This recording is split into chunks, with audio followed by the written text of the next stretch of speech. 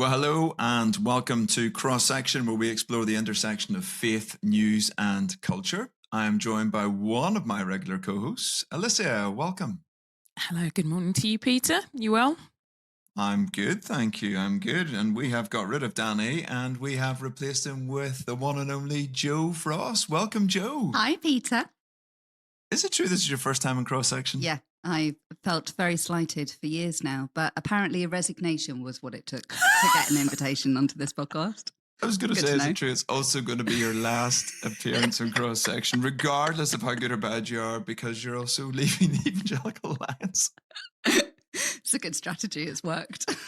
I mean, the recording's happening. It hasn't gone out yet. Yeah. I have been threatened with this piece of information. This is a very high-risk strategy when somebody's leaving the organisation, allowing them on the podcast. So, Joe, what do you do still for about 2 more weeks at the Evangelical Alliance, for those who don't know you? So I am Director of Communications and Engagement here at the Evangelical Alliance. You can normally find me on the rival Evangelical Alliance podcast with Peter, because he likes moonlighting in every possible space. We do the Being Human podcast, which is also out this week for its 7th season. Look after being human, look after mission and gospel work, and generally stick my nose in most of the business that's happening around here. Yes, you're actually responsible for cross-section in some way or another, it's just never allowed on it. I refuse to accept responsibility for this show. Nobody's responsible for this show is what we've concluded. But thank you for joining us. So the two of you are in our London studio. I am in our Northern Ireland studio, also known as my office. It's Tuesday morning. It's Tuesday the 3rd. In case some stories break and you wonder why we haven't covered them. Let's start with our usual stories that might have caught the eye. The Grammys, to our cultural correspondent, Alicia.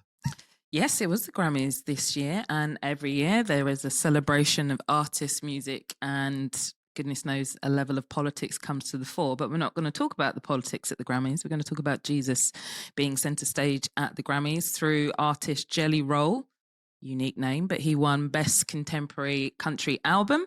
And his speech, most speech goes, I thank God for provision X, Y, and Z. And you're kind of left to the assumption, which God are you talking about? But I think what I loved about his speech is he said, Jesus, because of you, you've saved my life. Because of you, Jesus, you are Lord. He had a Bible in his hand. He was talking about how his life had been transformed by the gospel. And he also said, it's quite possible I will be cut off by this, but he hasn't, because we're talking about it and other kind of Christian media outlets are recognizing just the significance of kind of memorializing his victory by giving thanks and praise to Jesus. So yeah, gospel at the Grammys. Was this the guy with all the tats with a big cross on his face? Yes, was that that guy? Yes, it is that guy. Clip. Yes, That is the guy. Yeah, he was pretty emotional about the whole thing. Mm. We also had in the news this week Christian giving report, the generosity report from Stewardship. Committed Christians give 4 times the UK average, which was an interesting one. And the one that caught my eye, because we're going to come to Joe in a minute with a slightly bigger story, was the Quiet Revival. A little bit of pushback. I think it's Conrad Hackett from Pew Research. We're just saying, how reliable are some of the stats? Our own Phil Knox had written a missional trends piece. Conrad actually was engaging him on social media. The pushback is that the YouGov survey that the Bible Society are relying on is self-selecting. I think that's an interesting term. I dug around this a little bit because it is 13,000 people. It's self-selecting in the way any of those are, in that you're on a panel. It's not like our self-selecting where we email out and we're very clear this is a small constituency. They are weighted, they are representative. And the balancing survey they're looking at is called the British Social Attitude Survey. It's 3,000 people. I had a dig. On the 16 to 24-year-olds, they're supposed to be 6.7%. They could only find 2% in their survey, so they had to weight that back up again. So what it means is you're talking, they probably surveyed 100 people in that age bracket and then had to weight them up. And when you look at the number of those who are Christians, you're probably talking now 15, 20 people who actually respond to the survey. So literally 5, 10 people either way make massive differences to that survey. So I would want to push back. And when I get time, I will push back on social media with Conrad to ask him a bit more about that, because I think the surveys that are being looked at, the YouGov survey from the Bible Society, is in fact incredibly robust. One of the biggest surveys, sample sizes out there. There are questions, and I think it's really great to be having the conversation. But I don't think the pushback is as legit as it appeared to be at first glance. You can have a lot of time digging around surveys. If you're interested in that, no doubt there'll be more to say. But Joe, you brought a slightly different story to the table. Red pilling. And Steven Bartlett. Well, it's not quite this week, but I've been sat waiting for Cross Section to discuss it, and you haven't. So I've invited myself on, and so now I get to bring it. Well done, me.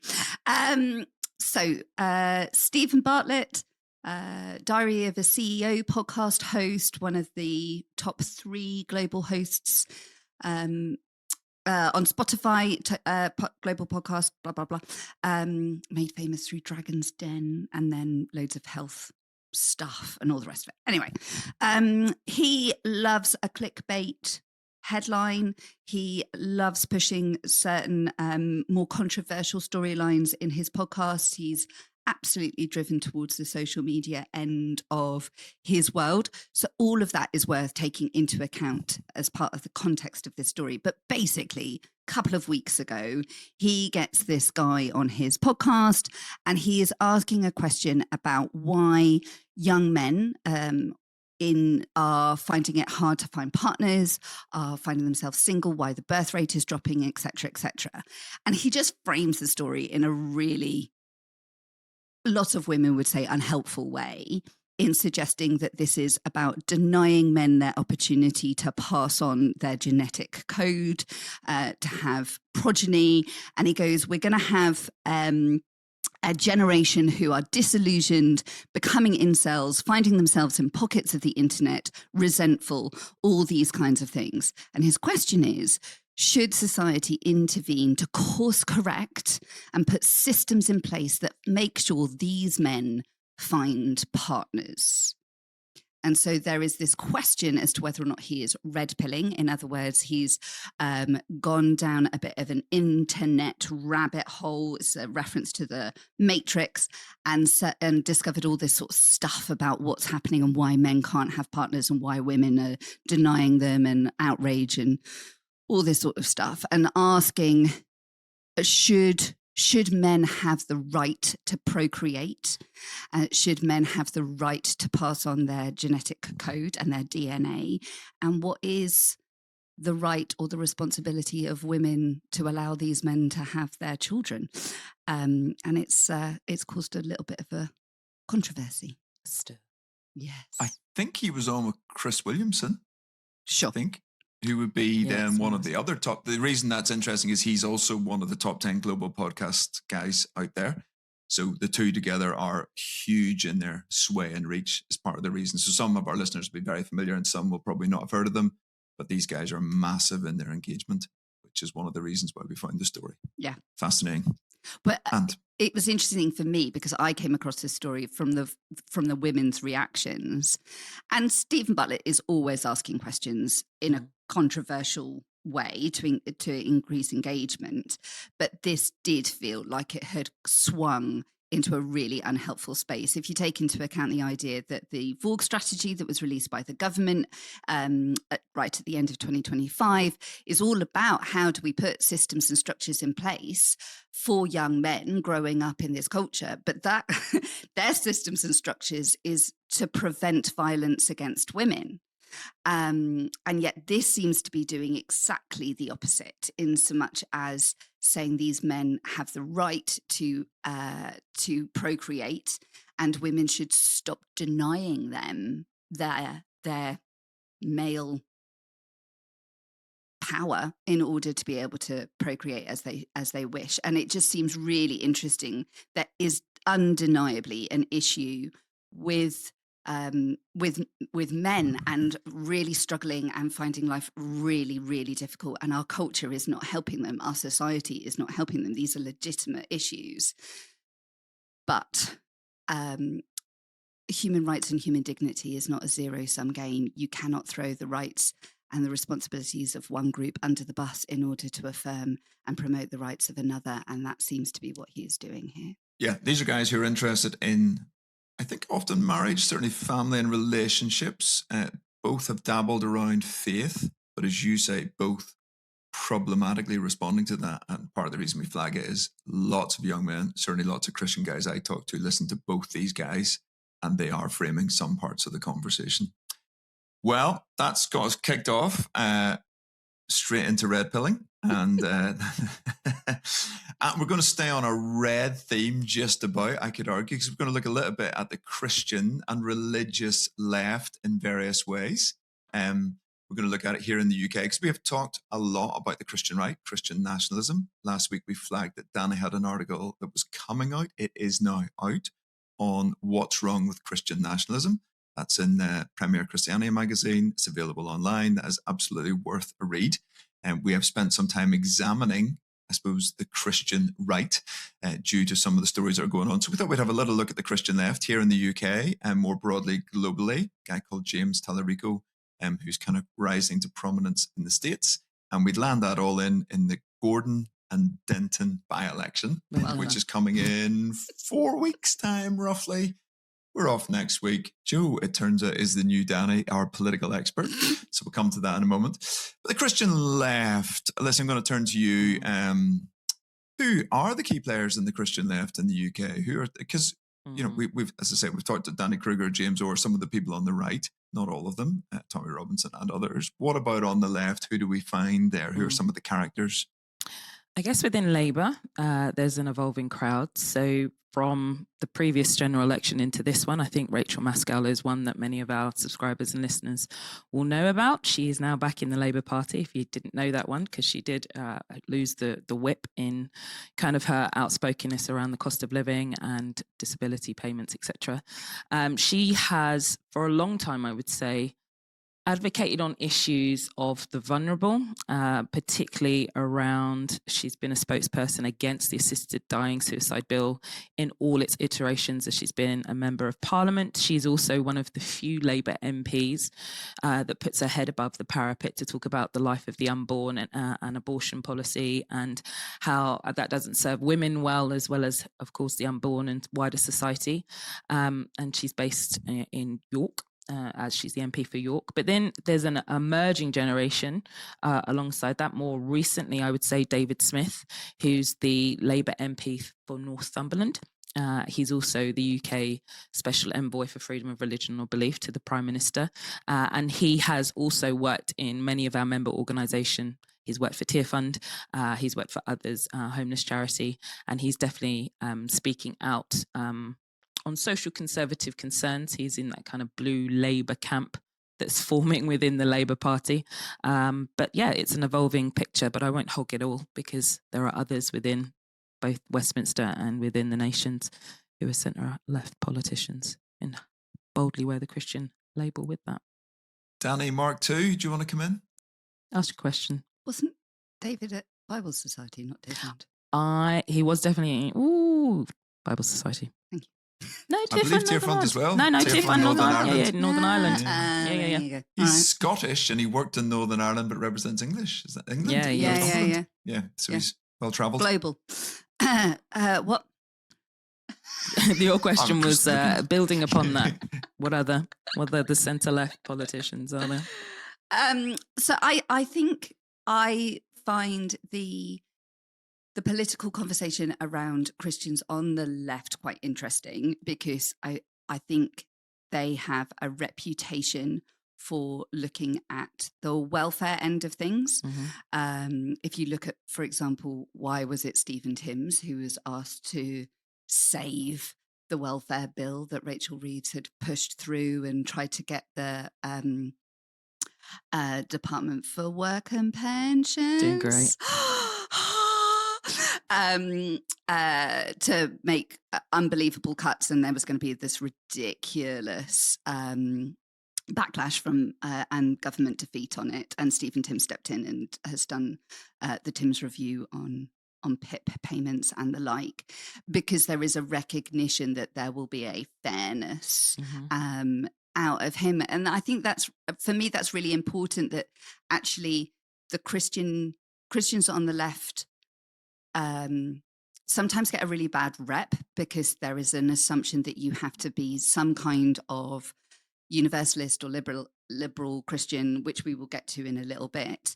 But the idea that in order to look after the disadvantaged, the working Britain has to pay over its dues or whatever it is. But Stephen Timms He was largely responsible for the UK aid budget. He was part of the Make Poverty History and the Jubilee campaign and all of those things. And actually, the eradication of absolute poverty around the world and through the UK is largely down to the Christian voice on the left. And I think that's something that we should be really proud of. And so, yeah, Stephen Timms, Rachel Maskell, David Smith, and a number of others emerging. I think it's really important to recognise that the social conservative views of Christians on the right have had a really important part to play in redressing some of our cultural conversations and our societal spaces. But I think the Christian voices on the left have an equal importance in order to rebalance some of the challenges on the left as well. And I think we should pray for all of our political representatives in this space, especially those who know Jesus. Mm. Yeah, and if Danny was here, he'd probably do a longer history piece, because I mean, certainly Ian Duncan Smith, Philippa Stroud in the Department for Work and Pensions, Stephen Webb, I think, was there at the Lib Dem when there was the combination. So when you look over a longer history, it's fascinating how many Christians have been in there and in the foreign. Alistair, whose surname I've forgotten, the Conservative before. Like, a lot of Christians have chosen those areas to wield their influence, if you like, having got in. So, and there are other figures. The Blue Labour movement. Do you want to say something more on that, Alicia? I mean, Morris Glassman, one of the people involved in that, who comes Jewish background, but has written kind of interestingly in that space. John Cruddas. There's a number of players in that space, and then David Smith, you mentioned, the current MP. A small but interesting group, often influenced by faith. Definitely influenced by faith. You mentioned Maurice Glasman, who is a Labour peer, the only peer that was invited to the inauguration of Donald Trump.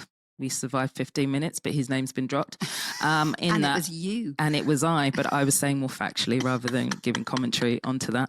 And yes, so Maurice Glasman for many years, and he was a lone figure. He was a lone wolf within the Labour Party, of talking about the importance of social conservative values. So some of the concerns around identity, both as a nation, the issue of immigration, the issue of how the gentrification of our societies has deeply impacted the working class, and talking about industrialization, particularly within the North, and really trying to kind of encourage the Labour Party to consider how can some of its political philosophy and traditions speak to the needs of those groups, voting blocks within the North and across the country, who want some of the maintenance of social conservative values. So there are, David Smith is one other, Jonathan Hinder is another. There's about 5 of them.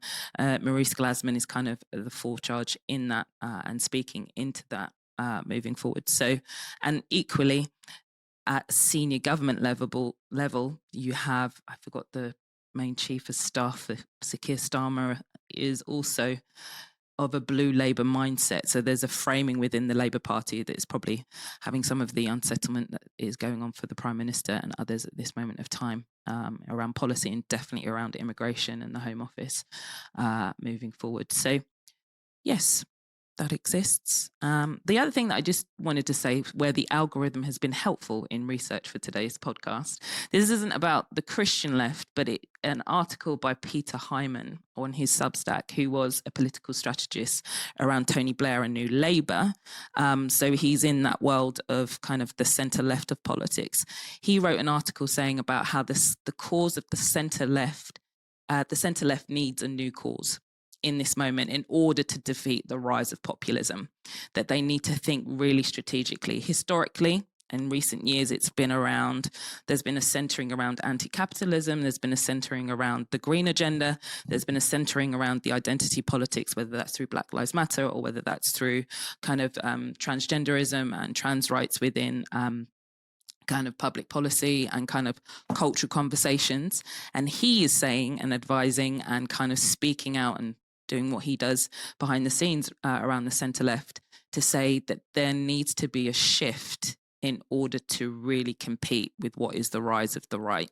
Those three areas, anti-capitalism, green, identity politics, need to be modernized and repurposed in what is the current climate, and a kind of a technocratic government is not going to respond to that. So it'd be interesting to see how the centre left, and equally how Christians on the left feed in both a moral framework and also, a social, cultural, economic response to some of the core concerns that we see in the UK. So we shall see. So if we, two other characters perhaps in the UK on the left, Tim Parran, I think that's how he would self-describe as a Lib Dem, and very clear about his Christian faith, and obviously had that moment, if you like, a number of years ago, but I think is really clear and articulate on these. And then Kate Forbes, I think, is a really interesting, very clearly a person of the left. Maybe different, maybe that's too strong. Certainly, I think slightly different than some of the others in that very orthodox in some of her social conservative views, and very outspoken on them, and yet sitting within the SNP as deputy leader and deputy first minister in Scotland.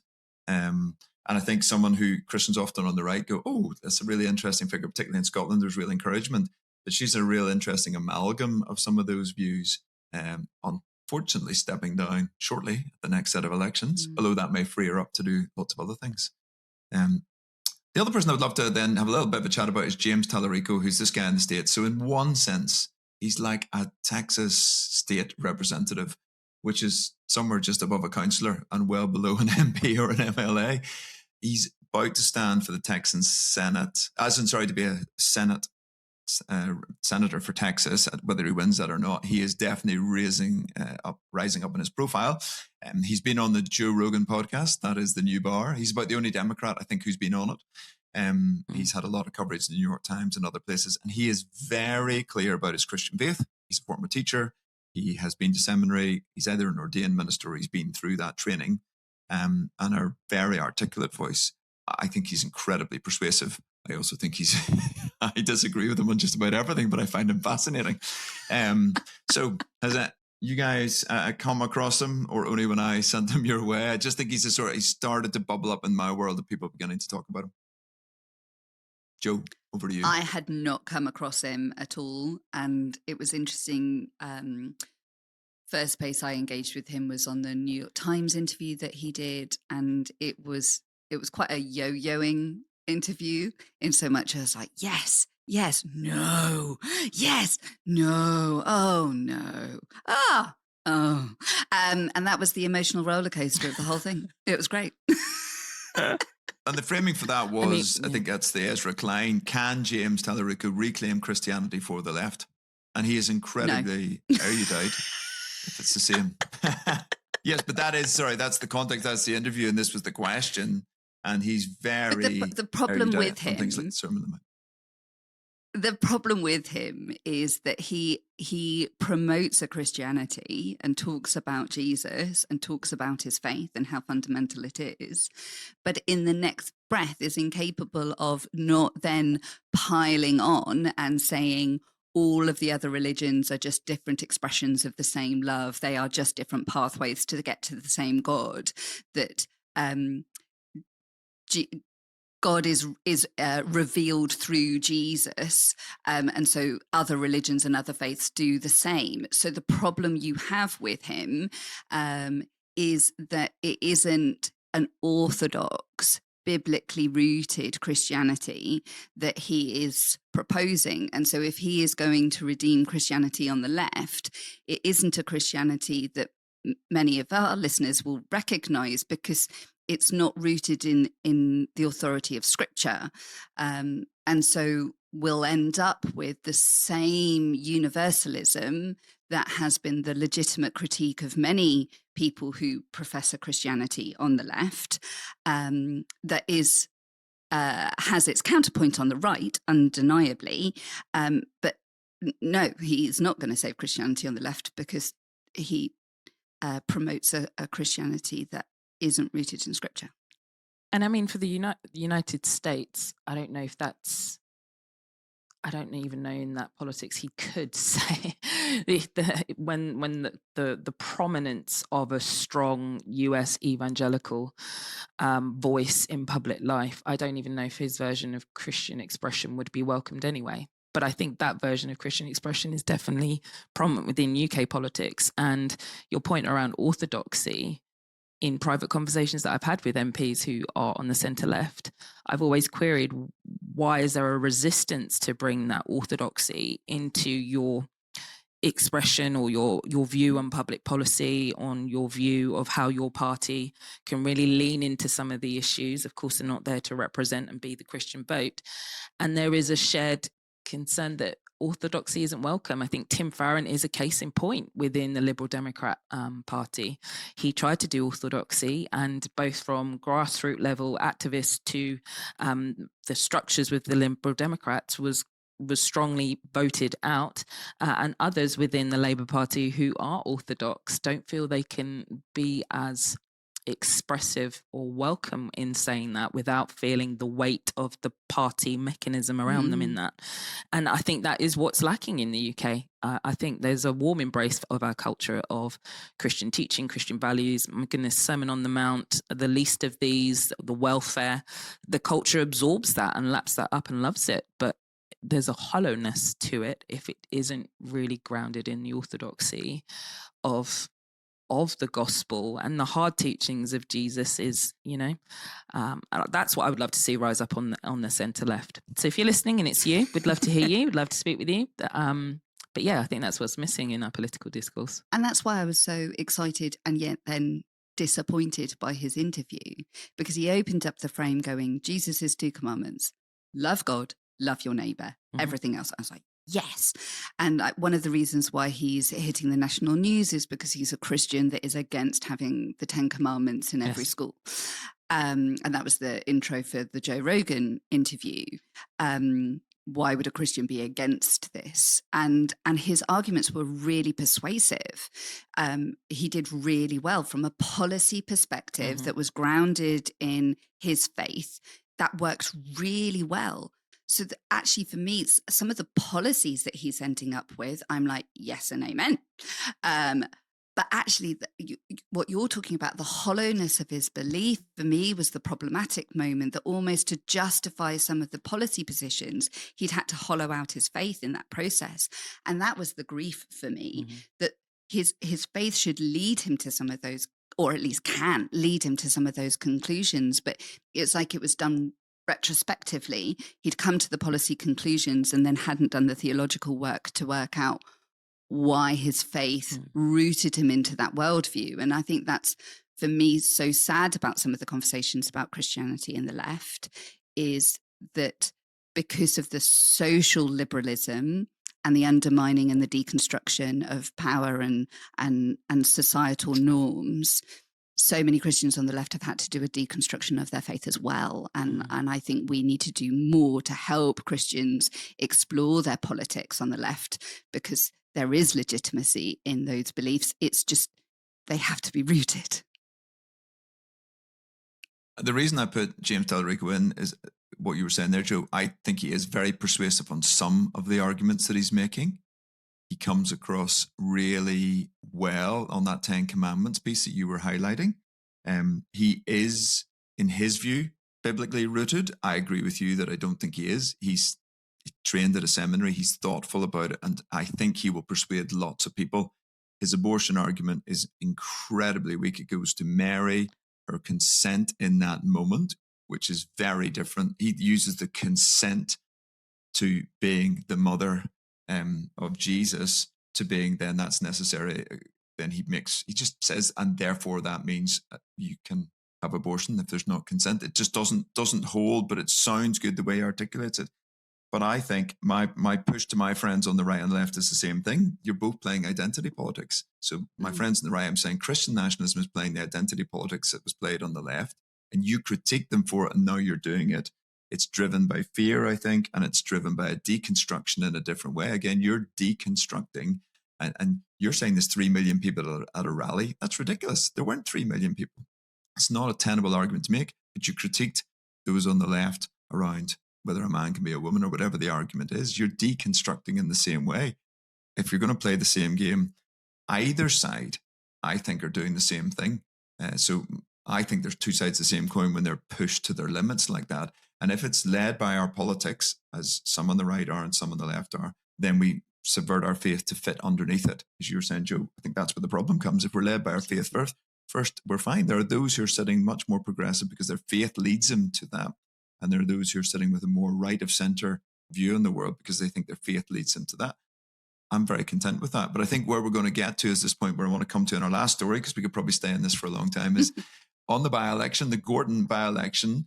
We have some polling that Danny has talked about once or twice before, and I want to give you the numbers because it used to be largely about left and right. It's a two-party system here in the UK, and those who voted in the other party, most who were either Labour or Conservative, could understand why somebody took a different view. They might not agree with them, but that was within the spectrum of acceptable beliefs. Here we're seeing way more diversification. So our polling showed, this polling was done, I think, November, that this is within the EA world, not EA members, but people within our world. So self-selecting, back to our earlier comment, 26% of people said they supported the Labour Party or intended to vote that way. 20% Reform, 20% Lib Dem, 18% Conservative, 12% Green. So I'll put my comment out there. 20% Reform and 12% Green are so far apart from each other. The idea of trying to hold that together within a church seems way more challenging than the traditional 40% Labour, 40% Conservative kind of idea. And that will come into play in this by-election, which looks like it's going to be between Reform and the Greens. Obviously, Labour and Conservative and others will all have candidates, but we are seeing a coalescing, as we often do in by-elections, around more extreme, interesting candidates. It's a one-off vote for people. So to our political commentators back in the studio, who wants to go first on the Gorton and Denton by-election? Wow. The Gorton and Denton by-election, I think what's going to play out in the next 3 weeks is going to be about identity politics of a different kind, or of the same kind but a different iteration, and it is going to also be based on religion. So interestingly, you have in the Greens, they have their candidate Hannah Spencer, who's been announced. She is local to the community. They've very much comes front and center in terms of her local ties and community ties. But before the candidate was even announced, you had the Muslim Vote kind of campaign group say, we're going to support the Greens because of their support for Gaza. And Gorton and Denton, in terms of demographic, has a very strong in aspects, a religious community and a Muslim community, around 30%. In the inverse, in Reform UK, you have Matt Goodwin, who has been on his own kind of political journey. He was an academic. He's studied the far right. He's been seen on Question Time challenging way back when Tommy Robinson and his politics, is now the Reform UK candidate, who has probably in the last 18 months been very strong and robust in his speech around Islam and its prominence in UK society, in sectarianism. And so the Reform UK is going to appeal to the working class community that exists within the constituency. And the focal point will be around migration, immigration, and Islam. It's going to be identity politics. So for churches within that constituency, I know I'm definitely praying for you in terms of how you navigate that amongst your congregants. But the centre needs, whatever the political party, whatever the election, Christ challenges the extremes. He challenges Reform, he challenges Greens. They don't hold eternal truth. And so helping churches navigate and congregants navigate that, this election is going to be important. Joe, any comments on the by-election? Yeah, I think it's always interesting when a by-election comes up. This is only the Labour government's second by-election in their tenure in Westminster. So it's really tempting to read too much into a local story. Some of this will be catching a national mood, not least because Reform UK have put in a national commentator into that space. You've also got the fallout of their sitting MP and why he's had to step down. You've got the fallout of what's happened to Andy Burnham and why he wasn't allowed to run. So Labour have imploded into this space. And I think that plays into this conversation that Keir Starmer would rather save his own premiership than do what's right and good for Labour and the country. I think there is a narrative there in play here.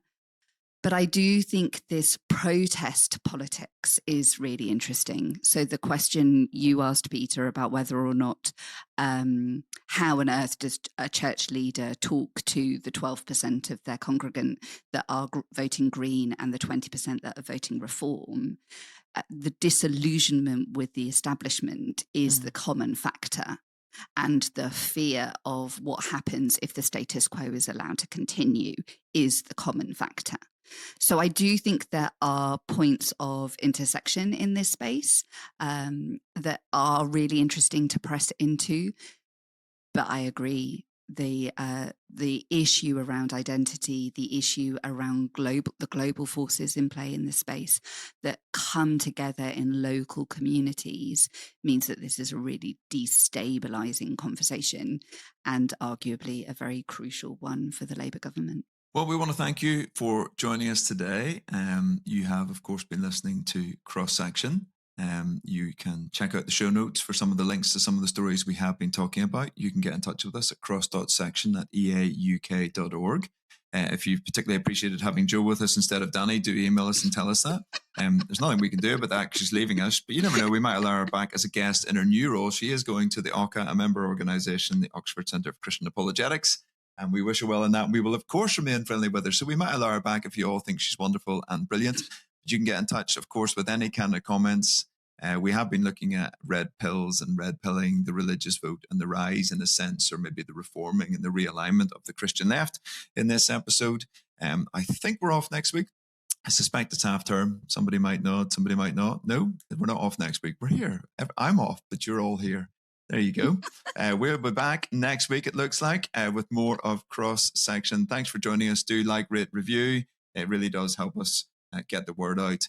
And we will see you again soon. Be blessed.